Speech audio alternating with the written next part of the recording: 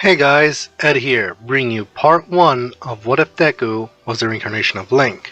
This is a rebooted version because Alex on the previous channel did not make it justice. So here I am, rebooting it, and to give it the proper justice it deserves. As you already guessed by now, you probably know what I'm going for. Or rather, which title I'll be using.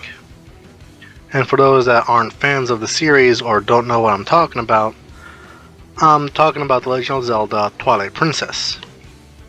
But I won't be taking just by the game alone. I'll also be taking elements from the manga that I never knew existed up until now. That said, hope you guys enjoy. Fearless.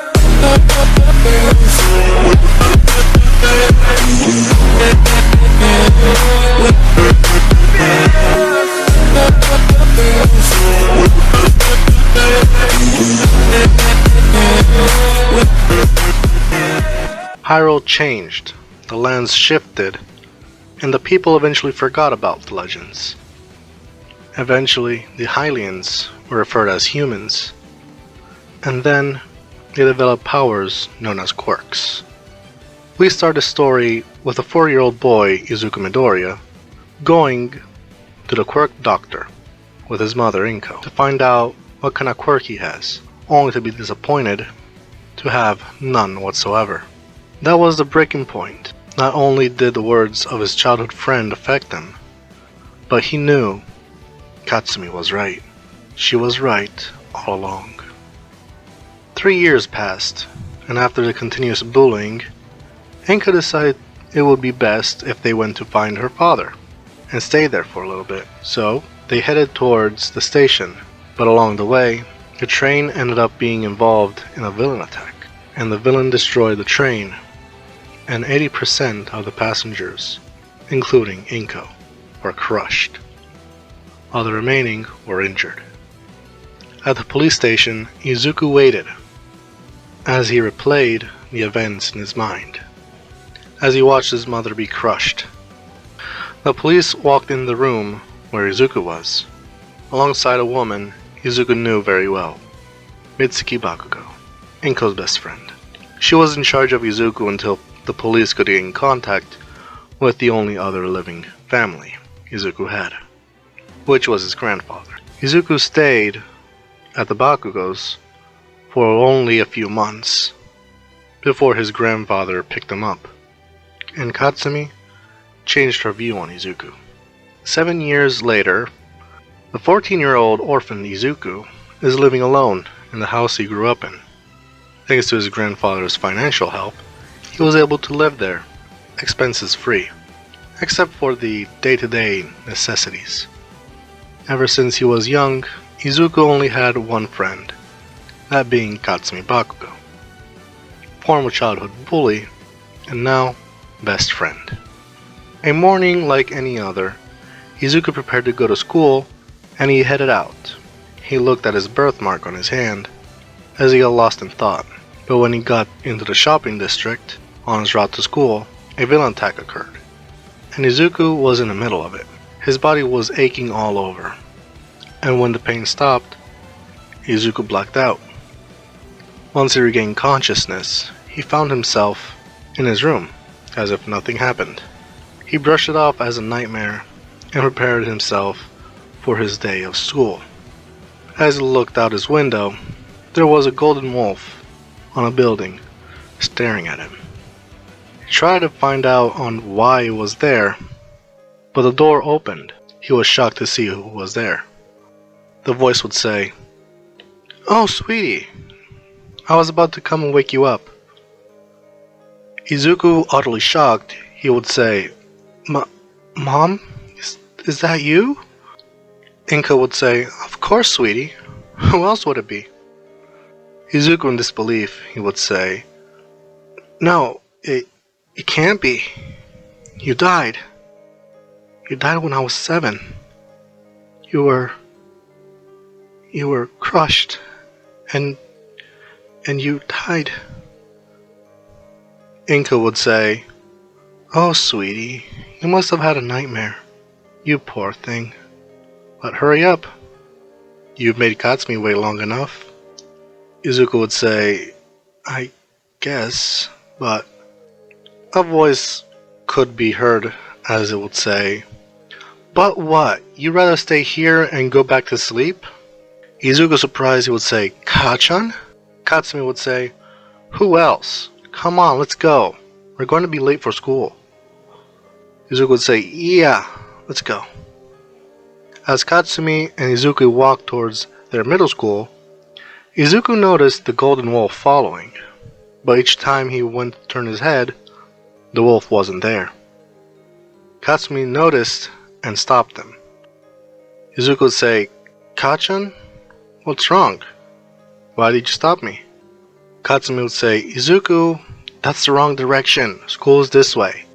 Izuku would say, what are you talking about? It's over there, I can see it. Katsumi would say, what are you talking about? We don't go to that school anymore. That's our school. Izuku looked in amazement, only to find Yue, and at its gates, waiting, was none other than All Might himself, greeting the two. Izuku, amazed, he would say, All Might, what are you doing here? All Might would say, no need to fear, because I am here, and I'll be your teacher here in your Hero Academia. As Izuku was fanboying, a howl was heard.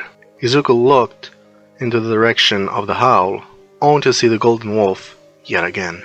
All Might would say, what are you looking at, young hero? Izuku would say, there's a golden wolf following me, and it's howling.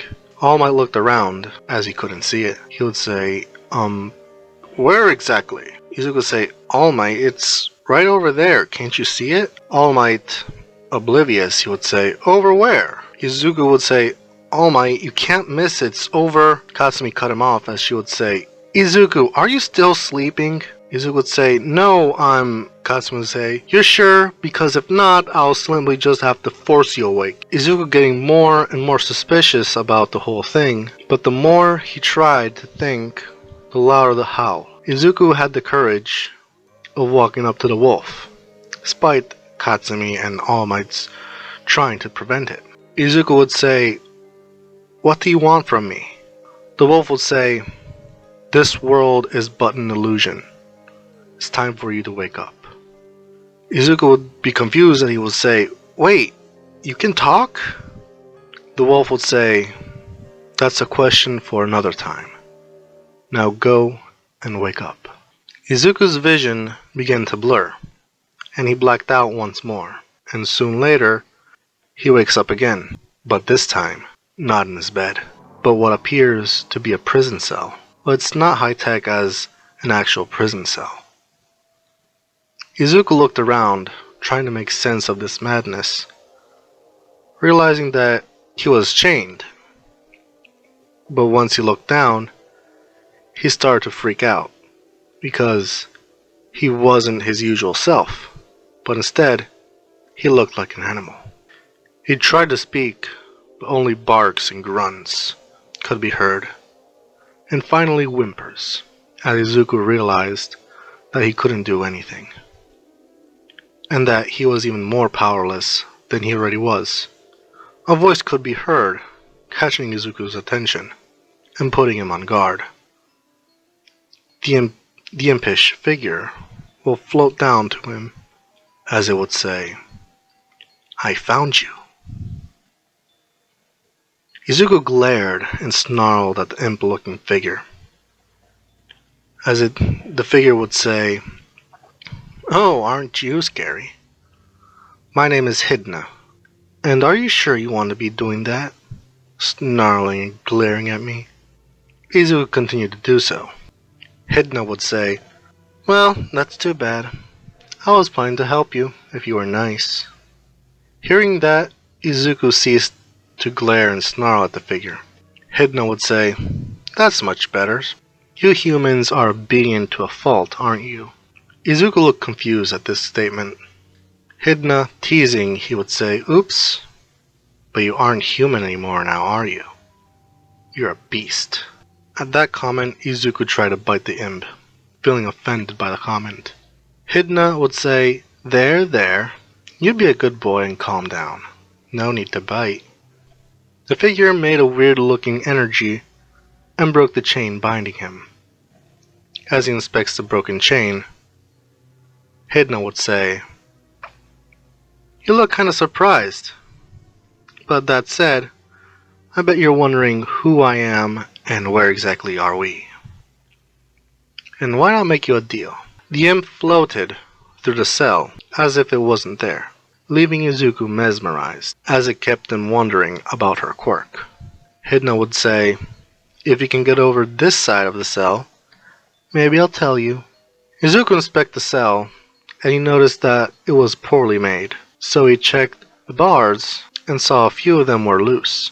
So he used his body weight to hit them continuously, and eventually the gap between it got larger, and he managed to squeeze himself through them, and finally getting to the other side. But the imp jumped onto Izuku's back. Hidna would say, I guess you're not completely stupid after all." Izuku tried to shake her off. Hidna would say, "Listen, I like you, so I think I'll get you out of here. But in exchange for my help, you must do exactly as I say. Are we clear?" Izuku nodded, as Hidna continued, "Good. Now come on, get moving." As the duo went forward with the plan to escape, they encountered monsters made out of shadow all over the place, until they finally made it out, only for Izuku to realize that the scenery was empty. Aside from those monsters roaming around, there were no people.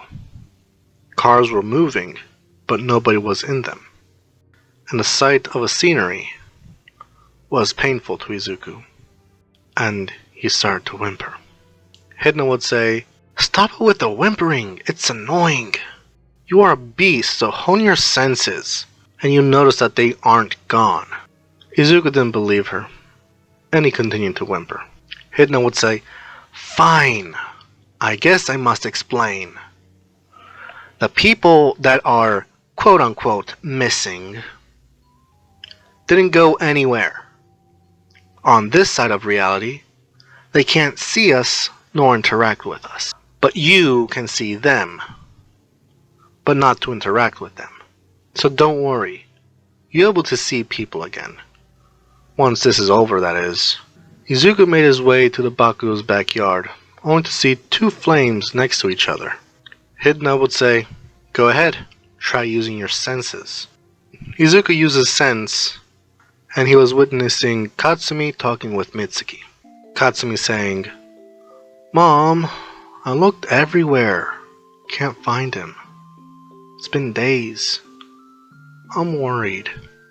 Mitsuki would say, "I'm sure he's safe. He probably went to his grandfather and didn't tell us. Or he forgot to do." Katsumi would say, "I really hope that he didn't do the unthinkable." Hidna would say, "How sweet. So if I remember correctly, this must be called love that my ancestor wrote down. Oh well, moving on." Izuku wasn't budging. Hidna, irritated, she would say, "I said, let's go." Izuku looked away. Hidna would say, "You did not just turn away from me, did you? After I went through the trouble of helping you. This is how you repay me?" Izuku looked down in shame. Hidna would say, "That's right. If you want, we can stay here and do nothing. Or we can go find a way to get rid of the twilight and restoring balance, and maybe turn you back to normal." Izuku's ears perked up. Hidna would say, "I said maybe. My ancestor wrote down a journal of her adventure in the light realm, so I guess we need to find a sacred place." Izuku looked in confusion, and then gestured to Hidna to hop on his back. Hidna would say, "So, I assume that you know where to go, so I expect you to lead the way." Izuku ran to all the temples that were in his area, but nothing. Izuku heard a howl and started to follow it, and slaying monsters along the way. Arriving at the enormous lake, there was something floating, until a calm and soothing voice called out to Izuku. The voice would say, "You have been transformed by the power of shadow. Come to me." As Deku got closer to the voice would say, "The dark clouds of dusk are starting to affect the land, and those living in it. As I'm sure you noticed, those who live in light become mere spirits, while the dark ones and evil creatures thrive. I am a spirit of light. Oh, green-eyed beast, retrieve the light stolen from me by the dark beasts, and restore the land to its former glory." To be continued. That's it for today's video. If you enjoyed, leave a like, comment down below. If you're new to the channel, consider subscribing for more. Turn on the bell notification to be updated so you never miss a video. That said, peace out.